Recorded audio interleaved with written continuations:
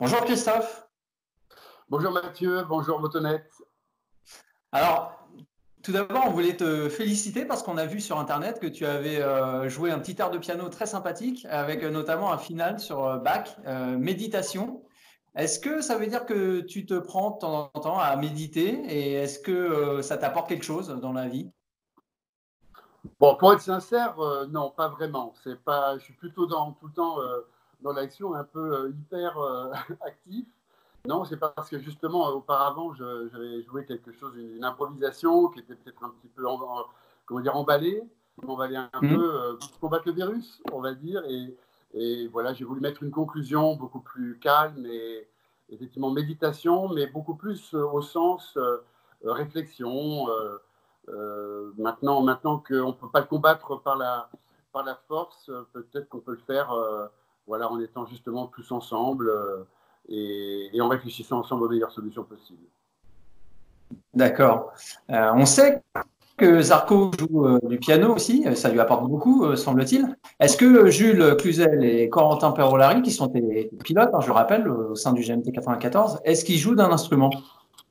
Non, ils ne jouent pas l'instrument. Bon, ils sont très sensibles à la musique, comme tout le monde, hein, comme tout être humain. On est tous imprégnés de musique, hein, on en écoute tous les jours. C'est leur cas et voilà, on s'amuse de nos goûts divers et variés. D'accord. Dis-moi, on va faire un tout petit retour sur l'Australie où a eu lieu la première course. Donc le GMT était ravi du super podium de Jules, de l'excellente place de Corentin, la quatrième place. Mais toutefois, on se demande si les contrats sont pas à 100% remplis, peut-être, on va dire 94% remplis. Alors pour nous, c'était complètement rempli parce que D'accord. l'objectif déclaré était comme le podium. On sait qu'on ne peut pas être champion du monde en remportant toutes les courses. Oui. L'Australie, il faut pas oublier que normalement, il y avait le Qatar derrière. Donc il fallait partir avec des versions plutôt fiables au niveau moteur. Ouais. Euh, j'ai eu l'impression que l'an passé, c'est pas là qu'on était les meilleurs. Donc on n'a pas cherché à faire mieux sur ces courses-là où on peut beaucoup plus perdre que gagner. Donc D'accord. l'objectif était vraiment le podium. Jules a été extrêmement intelligent parce que on savait dès le départ que l'Australie serait peut-être pas notre terrain de jeu favorable, le plus favorable, mais en même temps il est fort dans sa tête parce qu'il sait que lors des essais de Portimao, il avait dominé durant les 2 journées d'essai.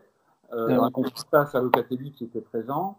Et puis, donc je pense qu'il a vraiment fait le mieux. Alors bien entendu que une victoire c'est toujours beaucoup mieux. On aurait été content, on l'aurait fêté. Mais on a fêté notre podium parce que c'était un bon moment et de bons points dans la poche. Encore une fois, on n'est pas champion du monde en gagnant toutes les courses en championnat. D'accord. Le dispositif flat to flag qui était là pour en fait contrer l'usure prématurée des pneus. Est-ce que selon toi ça gâche le plaisir ou est-ce que ça augmente au contraire le suspense et puis ça rend la tâche plus intéressante quelque part? Bah, on fait avec. C'est évident que ça n'a pas grand-chose à faire dans une course de vitesse. Mm. Mais en attendant, on doit faire avec. À ce jeu-là, on est un petit peu fiers quand même parce que nous sommes la moto qui avons gagné le plus de temps. Mm. Même si c'est difficile à expliquer parce que Jules prend une pénalité de quelques centièmes de seconde, mais c'est parce qu'on visait vraiment la barre zéro. Pour bien comprendre ce qui se passe, c'est qu'en fait, on a 78 secondes pour rester dans la voie des stands. On n'a pas le droit de rester moins longtemps C'est ça. que ça. Si on passe un peu avant, donc mettons 76, 77 secondes, on multiplie par 6 la pénalité. Mm. Donc, il faut d'un côté ne pas passer avant, mais en même temps, le jeu étant d'essayer de ne pas prendre trop de marge. Ouais. La plupart des concurrents étaient plutôt sur 79 ou 80 secondes. Donc nous, on a vraiment travaillé énormément toute la semaine. On a fait que ça. Lors de chaque arrêt au stand, Jules et Corentin repartaient pour essayer de passer pile à 78. Alors, passer pile, ça veut dire on peut passer 2 dixièmes en retard ou en avance. 2 dixièmes, c'est rien. Si on a été passé à 78, donc on aurait perdu 2 dixièmes tout en étant très bien. En Ouais. passant avec 6 millièmes d'avance, on multiplie par 6 la pénalité, elle est de rien, elle est de beaucoup moins qu'un seul dixième. Donc on a fait très bien sur cette opération-là. Et pour Corentin aussi. Dis-moi un petit détail, mais le sélecteur à droite de Jules, est-ce que ça peut l'avantager sur certains circuits, notamment ceux qui tournent comme Phillip Island dans le sens inverse des aiguilles d'une montre, ou pas du tout? Non, ça, en aucun cas ça ne peut l'avantager. Il est plutôt désavantagé parce qu'il n'a pas de frein arrière, puisque le règlement nous impose de conserver le mètre-cylindre d'origine. Alors le mètre-cylindre d'origine, il est prévu pour un pied, pas pour un pouce ou une main. Ouais. Donc on peut dire qu'il n'a pas de frein arrière, même si au guidon il y en a un, mais il est là pour le règlement, parce que le règlement l'impose, on pourrait le retirer, il n'a pas de frein arrière en réalité. Donc c'est plutôt pas un avantage, même si on peut arriver à rouler, il le démontre très bien sans frein arrière. Après, il y a plutôt un désavantage pour lui sur un circuit, qui est le circuit de Misano, puisqu'on doit passer les vitesses. Donc, sur ce circuit-là, il sera un peu plus désavantagé. D'accord. Les vitesses sur l'angle. Mais disons qu'en règle générale, non, il n'y a pas de différence. Il a été handicapé l'an dernier sur 2 circuits. On a découvert un troisième, mais qui n'était pas en course. Ça, c'est plus Carole. On s'est rendu compte que sur les chicanes gauche-droite, il avait le réflexe de toucher le sélecteur avec son pied. Ah. On pensait au départ que c'était lié au système. On a cherché quand il a fait une faute de sélecteur à Imola, qui malheureusement a pénalisé d'autres pilotes, dont Luca Maia. Donc on était ennuyés, mais en même temps on ne comprenait pas parce que le système fonctionne bien. Ensuite, à Manicourt, il n'a pas compris parce qu'il est parti en tête et puis rapidement il s'est fait un faux point mort sur une chicane. Il a eu très peur d'avoir un problème de sélecteur, donc il a dû ralentir son rythme, il termine 6e, il était très déçu. Et c'est en allant au circuit Carole qu'on a découvert le truc. C'est qu'à Carole, en fait, il a fait un faux point mort, mais dans le signeux, à un endroit où on ne passe pas de rapport. Donc, quand il a eu ce problème, c'était devant moi. Et donc, il s'arrête, il me dit, bah alors, t'as vu bah, je dis, oui, j'ai vu, sauf qu'on ne touche pas la boîte ici. Donc, c'est ton pied qui a touché le sélecteur. Tu crois? Bah, non, on est sûr. Et puis, comme il est extrêmement intelligent, il a parfaitement compris ce qui s'est passé. Et là, bah, de faire des tours au circuit Carole, ça l'a beaucoup aidé. Et maintenant, en tout cas, il sait le type de faute qu'il peut être amené à commettre, donc il ne la commet pas. Et de tout l'hiver, ça n'est plus jamais arrivé. Donc maintenant, on peut dire que le système est au point. D'accord. Bon, et puis ce qu'on note aussi, c'est que GMT est reparti de Phillip Island en tête du championnat par équipe. Alors, ça doit être frustrant quand même d'être coupé dans ce bel élan par la pandémie du coronavirus. Comment on vit ça? Bah, pour nous, comme équipe, c'est pas difficile. On est beaucoup plus solidaire de tout ce qui se passe dans le monde et de tous ces gens qui meurent d'un côté, tous les autres qui se donnent, comme il n'y a pas que les infirmières et les médecins, mais également les vendeurs des supermarchés ou les vendeuses des supermarchés. Il y a les policiers, les pompiers, hein, qui sont souvent les oubliés de la République d'ailleurs dans ces histoires-là. Et donc tous ces gens qui se donnent pour les autres. Donc on est vraiment nous confrontés à ça. On essaie aussi d'être solidaires, déjà en restant chez nous. Pour les pilotes, c'est très dur parce qu'ils doivent s'entraîner chez eux. Donc, c'est mettre des vélos au département. On a pu voir ça avec Loris Baz. Jules Cluzel est pareil. Corentin a plus d'espace autour de lui. Il a un vaste étendue, un champ fermé. Donc, il peut s'entraîner plus facilement peut-être que les autres sportifs. Et pour eux, c'est très dur parce qu'on ne sait pas quand ça repart. Et il faut garder cette motivation pour s'entraîner quotidiennement en ne sachant pas si dans 1 mois, dans 2 mois, dans 3 mois. Pour eux, je pense que c'est difficile. Pour tous les sportifs, quels qu'ils soient, que ce soit en moto ou pas. Imaginez, là, on a pris l'annulation des Jeux Olympiques. Tous les grands sportifs qui se sont préparés pendant des années, à qui on annonce comme ça, ce sera dans 1 an. Alors, ils ont une échéance maintenant. Ils savent que c'est 1 an et 3 mois d'entraînement, mais ça change tout. Et pour eux, c'est dur. Mais pas plus que pour les entreprises qui ferment, pas plus que pour, vous savez, les ouvriers qui auront des salaires qui vont être diminués. Quoi qu'on en dise, enfin, de toute façon, il y aura de vraies catastrophes qui seront beaucoup plus graves que celles qu'on va subir. Alors, bon, c'est pas facile d'enchaîner là-dessus parce que tu as complètement raison. Après, le sport moto, c'est un loisir, c'est du plaisir. Mais quand même, bon, c'est aussi notre passion. On se demandait où étaient les motos du team actuellement. On a vu que vous progressiez sur le développement, vous cherchez toujours de nouvelles pièces. Il y a un filtre à air apparemment, un nouveau filtre à air qui va être monté sur les motos. Tout ça, c'est dans le but d'augmenter un peu la puissance, la vitesse max aussi qui manquait un peu l'an dernier. Bah, de toute façon, on cherche toujours le petit truc.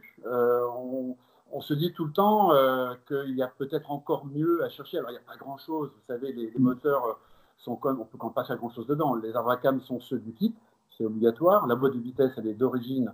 On peut changer le pignon de première pour avoir le première plus longue. Ça, c'est valable pour tous les concurrents. La culasse, c'est la seule pièce qu'on a le droit de préparer. Et puis après, des détails comme le filtre à air, en effet, des manches à air, une petite aérodynamique. Les carénages doivent être la copie d'origine, donc on ne peut pas faire grand-chose.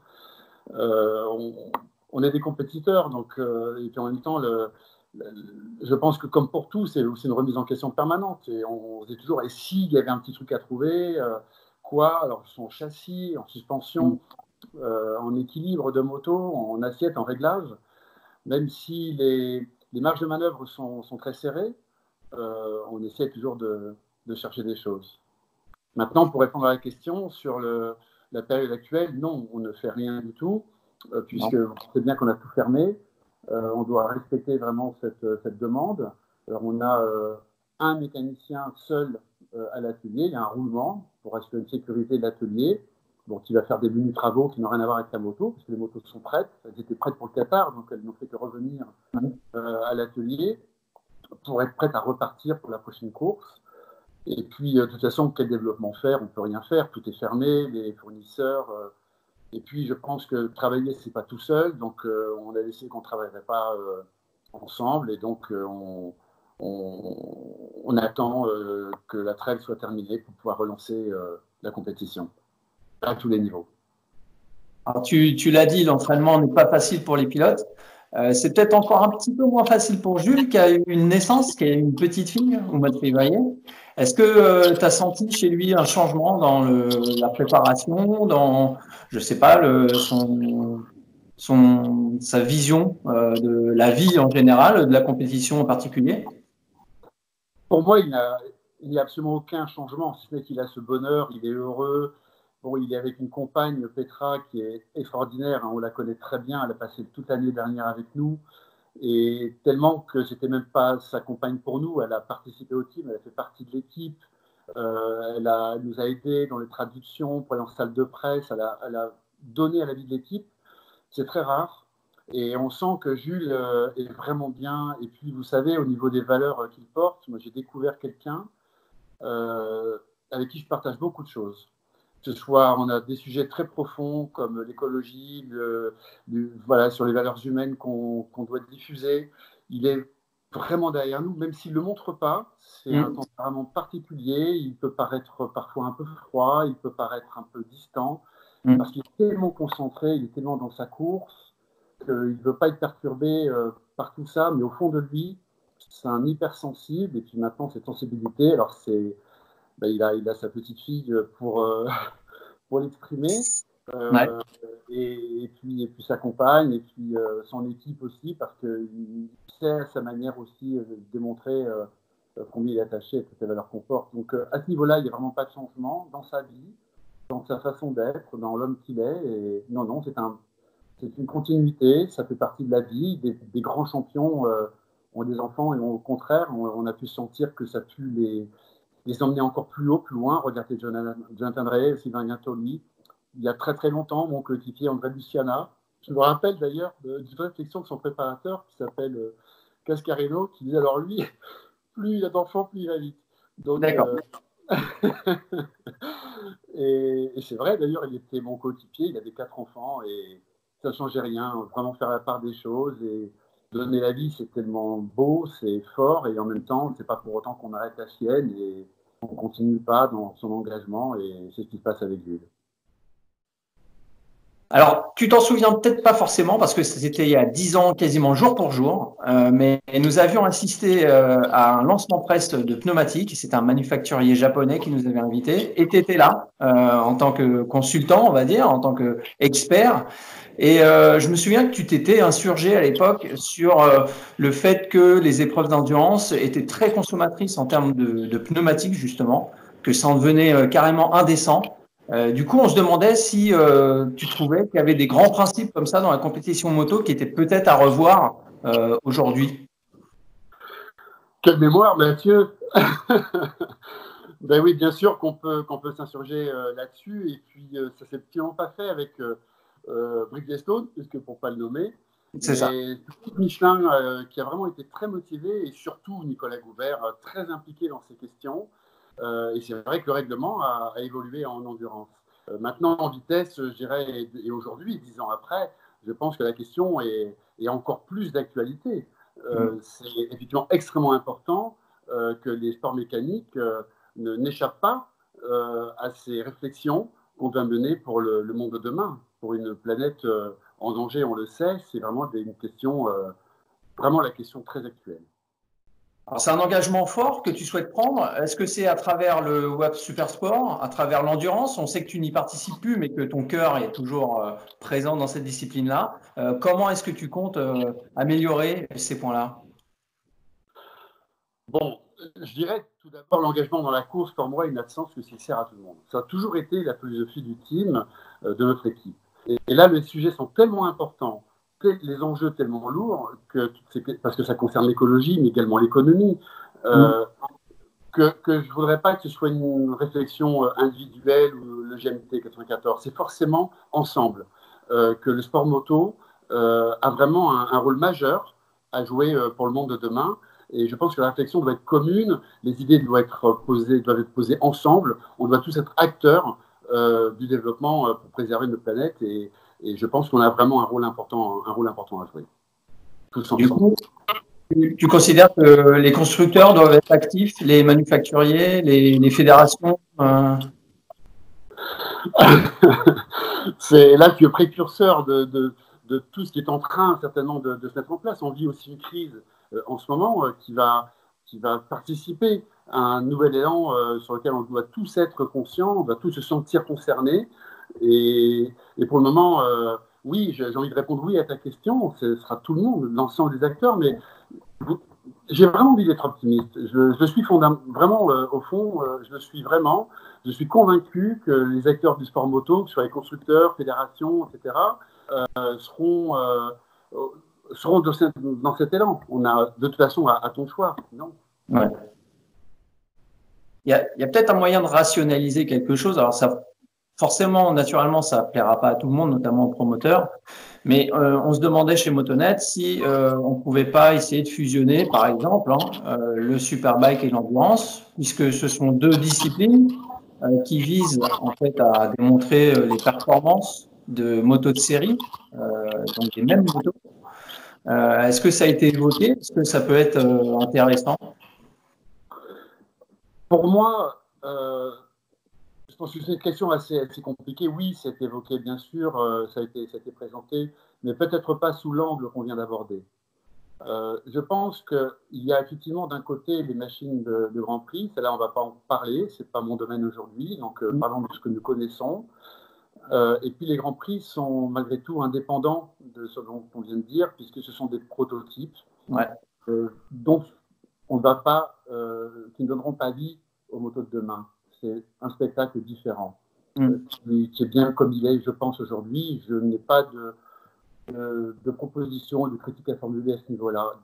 Mais en revanche, c'est vrai que le Superbike et le Supersport et l'endurance se rejoignent sur un point, c'est que les machines sont issues de la série. Ouais. Avec en endurance, malgré tout, une différence importante, c'est qu'au niveau du châssis, on doit quand même bien le modifier pour pouvoir permettre un ravitaillement rapide. Et c'est une catégorie à part, qui est l'endurance. Ouais. Et moi, je serais quand même partisan de conserver cette originalité, cette particularité, un peu comme le MotoGP. C'est-à-dire que l'endurance, pour moi, malgré tout, n'est pas une machine de série, elle est issue de la série. Alors, en termes de réglementation, on peut trouver des points communs, comme par exemple la motorisation, le cas, qui est déjà le cas. Peut-être être plus ferme sur les moteurs, moins de développement, ça c'est possible. Peut-être rejoindre à ce niveau-là le Superbike et le Supersport de demain. Mais non, je pense résolument que les machines de Superbike et de Supersport, ça reste très différent parce que c'est aussi ce qui mène la diffusion du sport dans le monde entier. Dans tous les pays du monde, ce sont des Superbikes, des Supersports qui courent au niveau national, que ce soit en Italie, en Espagne, partout dans le monde. Et le mondial Superbike, c'est vrai pour l'instant, présente des motos qui n'ont rien à voir avec les machines de Superbike en France ou en Italie ou en Espagne. Et à ce niveau-là, peut-être qu'il y a beaucoup de choses à faire. Non pas homogénéiser, pour donner envie, pour donner de l'espoir, pour en même temps que aussi le mondial Superbike puisse être, ou le Supersport puisse être la locomotive, elle aussi, du développement du sport de masse, du sport de tous. Et peut-être qu'il y a beaucoup de choses à faire. Là, on a dépassé un petit peu le cadre de la question première, même si, en termes de pneumatiques, on est sur des machines de production, oui, on devrait rouler aussi sur les pneus de production. Alors, on dirait qu'en Supersport, c'était le cas, on était en difficulté, et là, on est passé au slick. Bon, il y a peut-être des choses qu'il faudra poser sur la table pour qu'il y ait du sens, et que le développement et l'intérêt de la course à moto servent aussi à rendre des motos moins consommatrices d'essence, beaucoup moins consommatrices de pneus pour les machines de route, pour que ces machines qu'on fait courir pour le plaisir de tous, pour notre propre plaisir déjà, servent également au monde de la moto et in fine à la planète. D'accord. Parce que si on consomme beaucoup moins de pneus, ça servira à tout le monde. Bon, dernière question au sujet des championnats 2020 qui sont totalement chamboulés.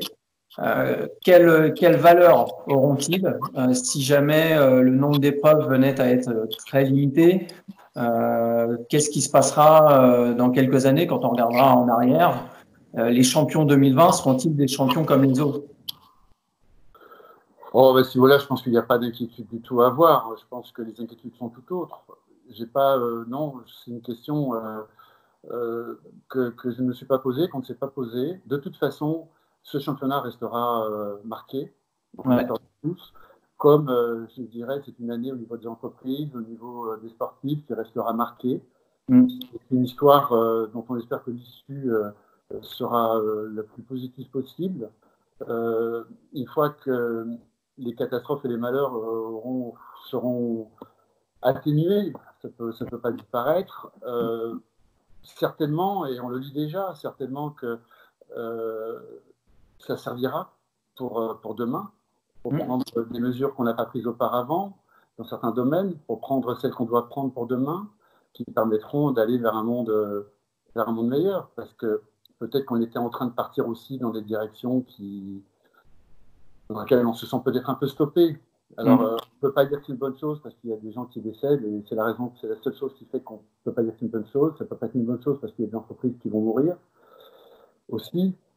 Et donc, pour plein de raisons, c'est certainement pas le bon terme, mais c'est évident qu'il y aura des leçons à retenir, des leçons de vie, et de ce point de vue, je pense que résolument, on devra aller vers le positif. Très bien, on va conclure là-dessus. On croise les doigts. Merci beaucoup, Christophe. À très bientôt. À bientôt.